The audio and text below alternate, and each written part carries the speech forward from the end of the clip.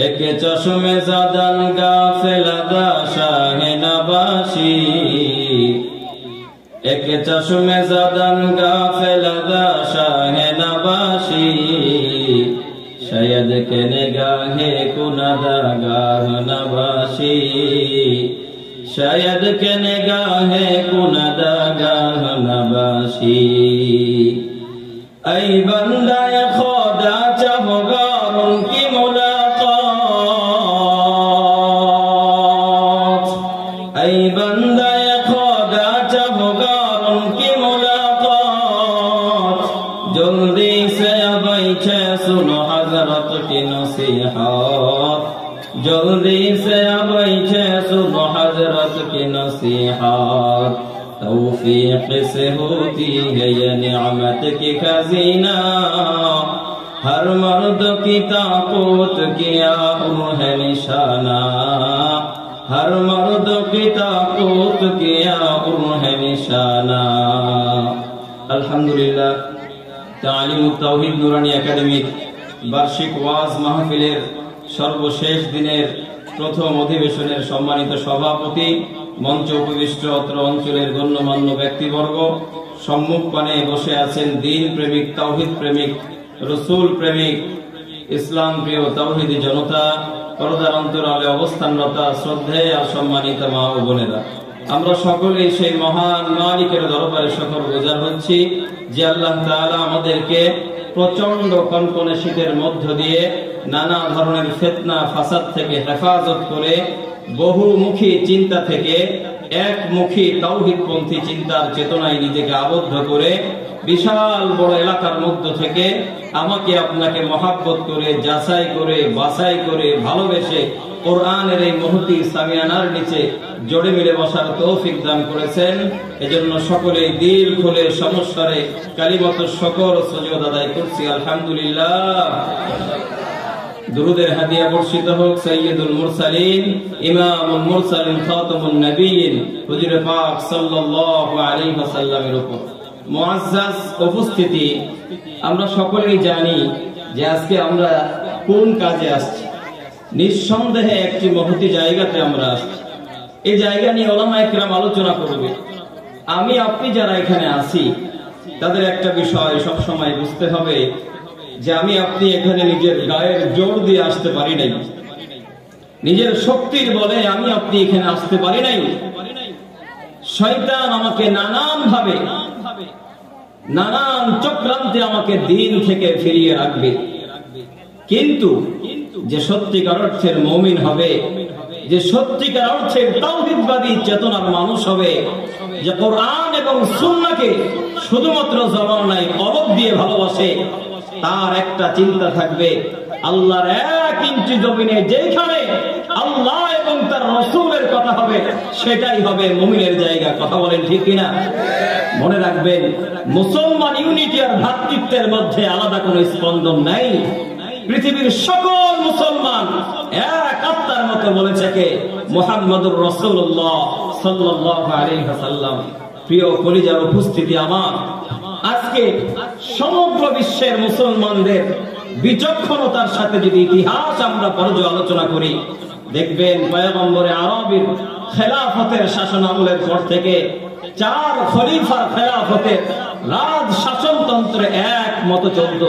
কিন্তু তারপরে যখন ইহুদি, নাসারা, খ্রিস্টানরা চিন্তা করলো মুসলমানদের ঐক্য আর ইউনিটি যদি কেউ না ভাঙতে পারে, কথাগুলো মনোযোগ দিয়ে বুঝবেন, মুসলমানদের ঐক্য এবং ইউনিটি যদি না ভাঙতে পারে তাহলে কাফের ইহুদি নাসারারা মুসলমানদেরকে আক্রমণ করতে পারবে না। ছলে বলে কৌশলে তারা চিন্তা করলো কিভাবে মুসলমানদেরকে আলাদা আলাদা আলাদা করা যায়। কারণ 10 জন ব্যক্তি এক জায়গায় থাকলে আক্রমণ করা কঠিন হয়, কিন্তু 10 জন ব্যক্তি 10 জায়গায় থাকলে বাতিলরা আক্রমণ করা সহজ হয়। কথা বলেন ঠিক কিনা? প্রিয় কলিজার ভাই আমার, মুসলমান আজকে তার ইতিহাস ভুলে গেছে। মুসলমান শুধুমাত্র সকাল হলে সন্তানদের রিজিক তালাশের বাইরে চলে যায়, এটাই তার ইবাদত মনে করে। কিন্তু জাতির সমাজের সন্তান, শোনেন, মুসলিম জাতির সন্তান কখনো তার ইতিহাস আর ঐতিহ্য ভুলতে পারে না। পৃথিবীতে আপনার আমার যেটাই পরিচয় থাকুক না কেন, যেদিন সাদা কাফনের নিচে আমাকে আপনাকে প্যাকেট করে দেওয়া হবে, অন্ধকার বাস বাগানের মধ্যে দাফন করে দেওয়া হবে, সেদিন মুসলিম মিল্লাতের একটা পরিচয় ছাড়া আল্লাহর জমিনে বিকল্প কোন মুসলমান পরিচয় বহন করতে পারবে না। কথা বলেন ঠিক কিনা? কি আওয়ামী লীগ, কি বিএনপি, কি জামাত, কি জাসদ, কি বাসদ, কি ডান, কি বাম, কি ধনী, কি গরিব, কি নারী, কি পুরুষ, কি সাদা, কি কালো, কি লম্বা, কি খাটো, আল্লাহর আদালতে মুসলমানের একটা পরিচয় থাকতে হবে। কোন বান্দা আল্লাহর জমিনে আল্লাহর দ্বীন প্রতিষ্ঠার জন্য জিহাদ করেছে। কলিজার ভাই আমার, জিহাদ দিয়ে, আত্মত্যাগ দিয়ে এই জমিনের মধ্যে ইসলামকে প্রতিষ্ঠিত করা, এটা একটা মুসলমানের বিচক্ষণ স্বাধীনতা, বিচক্ষণতার পরিচয়। এর বাইরে মুসলমান কখনো চিন্তা করতে পারে না। কলিজার ভাই আমার, কিন্তু বড় আফসোস আর দুঃখের বিষয়, আজকে মুসলমান 30 বছর নামাজ পড়ে, তাকে যদি জিজ্ঞাসা করা হয় ওযু ভঙ্গের কারণ কয়টা, সে বলতে পারে। মুসলমানকে জিজ্ঞাসা করা হয় নামাজ ভঙ্গের কারণ কয়টা, বলতে পারে।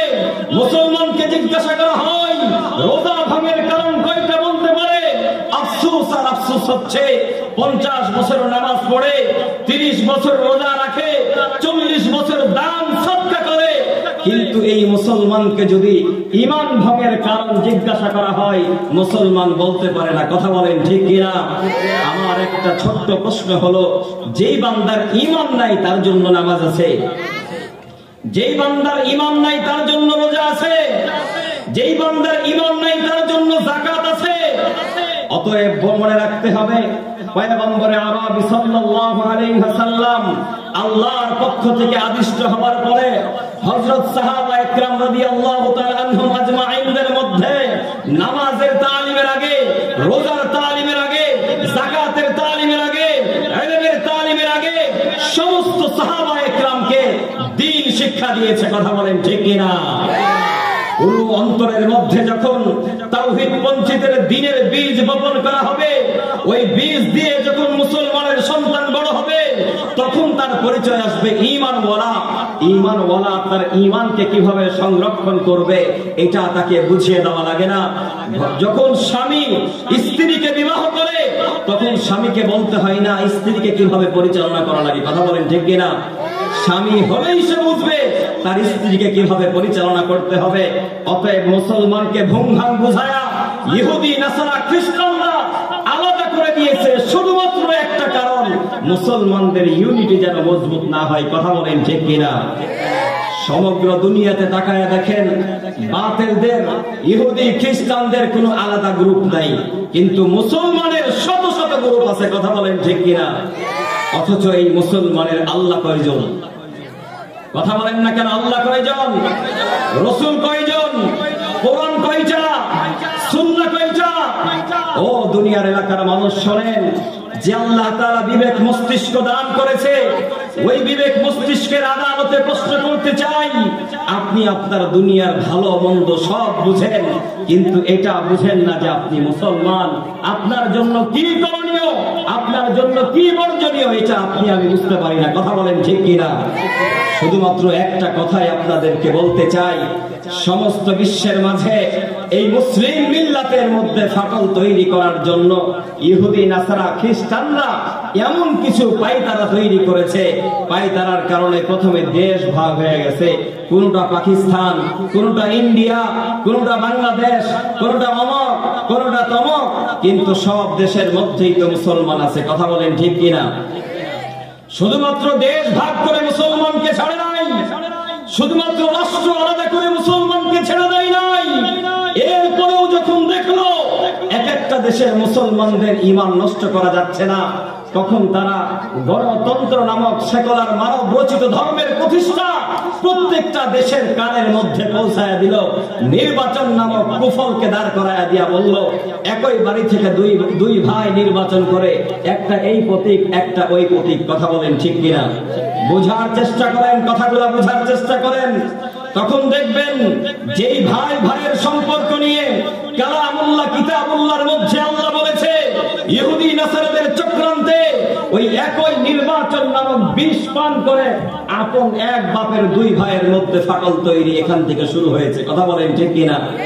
যখন দেখলো না এদেশে আওয়ামী লীগ, বিএনপি, জামাত, জাসদ, বাসদ এরা মসজিদে আজান হবে, রাষ্ট্রীয়ভাবে যে যেই দল করুক না কেন ইবাদতের জন্য সবাই এক জায়গায় হয়ে যায়, তখন চিন্তা করলো আর একটু কিভাবে মডিফাই করা যায়। এরপরে ফিতনাগুলা ছড়াইতে ছড়াইতে ছড়াইতে মসজিদ পর্যন্ত নিয়ে গেছে। কথা বলেন ঠিক কিনা? কথা বলেন ঠিক কিনা? কলিজার ভাই আমার, বিবেক দিয়ে চিন্তা করেন, বিবেক দিয়ে চিন্তা করেন। আল্লাহ আপনাকে কতটুকু প্রশ্ন করবে আর আপনি কতটুকু নিয়ে দুনিয়াতে চিন্তা করছেন, কতটুকু আল্লাহ আপনার কাছে জানতে চাইবে আর কতটুকু আপনি দুনিয়ার মধ্যে চিন্তা করতেছেন, তাহলেই বুঝবেন। তাহলে মূল কথা যে বলতে চাইলাম, আপনার আমার মধ্যে যদি ঈমানের বীজ না থাকে তাহলে আল্লাহর কাছে কোনো দাম নাই।